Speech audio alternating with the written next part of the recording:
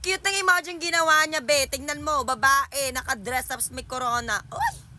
Sino yan? Char. Eto na, i-follow back na. So kayo dyan, kung gusto nyo i-follow back or i-flex dito guys, magka-link na kayo dito 3 times para sa susunod kayo na rin ang nandito, okay? Tapos gumawa na rin kayo ng pinakamagandang emoji. Dapat yung pinakamaganda, okay? Yung walang dapat originality talaga, yung pinakamagandang emoji. Kung sino lang yung may pinakamagandang emoji sa comment section, siya lamang ang ating i-flex. Go!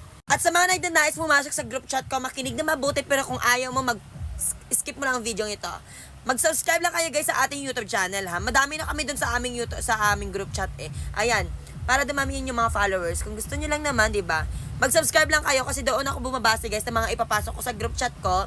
Yung link ng YouTube channel ko nasa bio ko dito sa TikTok. Click mo lang yung profile ko dito. May makikita kang link na nasa bio ko. Yun po yung link ng YouTube channel ko.